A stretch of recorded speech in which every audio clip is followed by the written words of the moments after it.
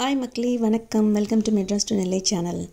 இன்னைக்கு லஞ்ச் பாக்ஸ்க்கு street style vegetable fried ரைஸும் கேபேஜ் பக்கோடாவும் கூடவே ஜோக்குட்டிக்காக கொஞ்சம் ஃப்ரெஞ்ச் ஃப்ரைஸும் பண்ணியிருந்தேன். என்னதான் ரெஸ்டாரண்ட் ஸ்டைலில் பண்ணி கொடுத்தாலும் இந்த ஸ்ட்ரீட் ஸ்டைல் ஃப்ரைட் ரைஸ் தான் பசங்களுக்கு பிடிச்சிருக்கு. அதனால் நான் இன்றைக்கி வந்து ஸ்ட்ரீட் ஸ்டைல் ஃப்ரைட் ரைஸும் கேபேஜ் பக்கோடாவும் பண்ணேன். வாங்க அது ரெண்டும் எப்படி பண்ணுறதுன்னு பார்க்கலாம். ஃப்ரைட் ரைஸ் பண்ணுறதுக்காக ஒரு கப் பாஸ்மதி ரைஸ் வேக வச்சிட்ருக்கேன். இந்த ரைஸ் வந்து 4 to 5 minutes வெந்தால் போதும். ஃப்ரைட் ரைஸ்க்கு தேவையான காய்கறியெல்லாம் வெட்டி எடுத்து வச்சுட்டேன். காய்கறி வடிச்சும் வச்சாச்சு. இப்போ பேனில் ஆயில் ஊற்றிட்டு ஒரு 6-7 பல் பூண்டை நைஸாக சாப் பண்ணி வதக்கிட்டுருக்கேன். அடுத்து நான் இன்றைக்கி வந்து கார்னும் சேர்த்துருக்கேன் ஃப்ரைட் ரைஸில். Corn, beans, carrot, cabbage, yellow capsicum, red capsicum இது எல்லாத்தையும் சேர்த்து தான் ஃப்ரைட் ரைஸ் பண்ண போகிறேன். ஃபஸ்ட்டு கார்ன் போட்டு கொஞ்சம் நேரம் வதக்கிட்டு அடுத்து கேரட்டும் பீன்ஸும் போட்டுக்கிட்டேன். கேரட்டும் பீன்ஸும் ஒரு 30 seconds வதக்கினேன்.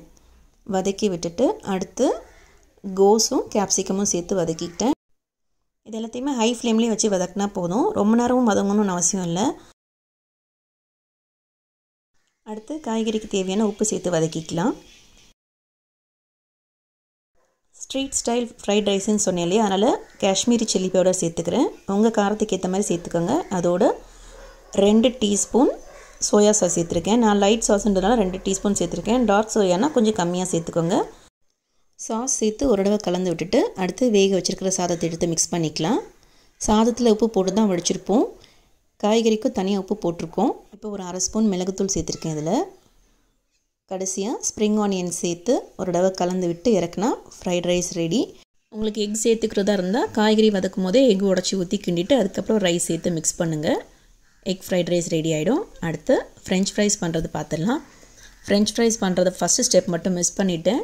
கொதிக்க வச்ச தண்ணியில் வெட்டி வச்சுருக்க உருளைக்கிழங்கு போட்டு ஒரு 4 நிமிஷம் வச்சுட்டு அதுக்கப்புறம் தண்ணி வடிகட்டி நல்லா ஒரு பேப்பர் டவலில் போட்டு தொடச்சி எடுத்துருங்க ஈரம் இல்லாமல். அதுக்கப்புறம் முதல் தடவை இந்த மாதிரி வறுத்து எடுத்துக்கணும்.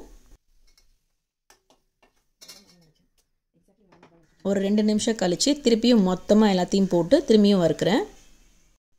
இந்த மாதிரி 2 தடவை போட்டு எடுக்கும்போது ஃப்ரெஞ்ச் ஃப்ரைஸ் வந்து நல்லா கிறிஸ்பாக இருக்கும். ஃப்ரெஞ்ச் ஃப்ரைஸ்க்கு டேஸ்ட்டுக்கு கொஞ்சம் பிளாக் சால்ட் சேர்த்துக்கணும். அப்போ தான் அந்த ஃப்ளேவரும் அந்த டேஸ்ட்டும் நல்லாயிருக்கும். அதோட கொஞ்சம் காரத்துக்கு பெரிய பெரிய மசாலா சேர்த்து மிக்ஸ் பண்ணுறேன். குட்டீஸ்க்கு கொடுக்குறதுனால நான் கொஞ்சமாக சேர்த்துருக்கேன். பெரியவங்க சாப்பிட்றதுக்கு இன்னும் கொஞ்சம் நிறையவே சேர்த்துக்கலாம். பிளாக் சால்ட் சேர்க்குறதுனால ரெஸ்டாரண்ட் ஸ்டைல் டேஸ்ட் வரும் ஃப்ரெஞ்ச் ஃப்ரைஸ்க்கு. ஒரு தடவை இந்த மாதிரி ட்ரை பண்ணி பாருங்கள். அடுத்து கேபேஜ் பக்கோடாக்கு கேபேஜும் ஆனியனும் வெட்டி வச்சுருக்கேன்.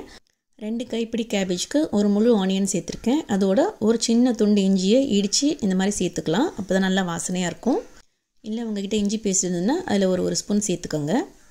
அடுத்து 2 ஸ்பூன் சோம்பு, நான் சின்ன ஸ்பூனாக இருக்கிறதுனால 2 ஸ்பூன் சேர்த்துருக்கேன். கொஞ்சம் மஞ்சத்தூள், தேவையான அளவு மிளகாத்தூள், கொஞ்சம் பெருங்காயத்தூள், தேவையான அளவு உப்பு, 1/2 கப் கடலை மாவு, 2 டேபிள் ஸ்பூன் அரிசி மாவு. இது எல்லாத்தையும் சேர்த்து நல்லா கலந்து விட்டுக்கலாம். ரொம்ப ட்ரையாக இருக்குது அப்படின்னா மட்டும் தண்ணி தெளித்து கலந்து விடுங்க. சில நேரம் தண்ணி வந்து ஊற்றாமலே கரெக்டாக இருக்கும்.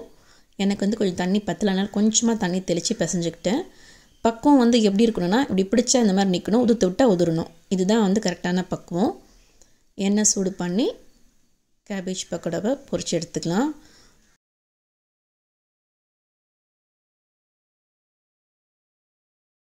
நல்லா கர மொறுன்னு கேபேஜ் பக்கோடா ரெடி ஆகிடுச்சு. கேபேஜ் பக்கோடா சூப்பராக கிறிஸ்பியாக வந்திருக்கு. இந்த மழை டைமுக்கு சாயந்தரம் டீயோட இந்த மாதிரி கேபேஜ் பக்கோடா வச்சு சாப்பிட்டா செம்மையாக இருக்கும். இந்த ரெசிபிஸ் உங்களுக்கு பிடிச்சிருந்தால் லைக் பண்ணுங்கள், ஷேர் பண்ணுங்கள், கமெண்ட் பண்ணுங்கள், மறக்காமல் சப்போர்ட் பண்ணுங்கள். அடுத்த வீடியோவில் உங்களை சந்திக்கிறேன். பாய்.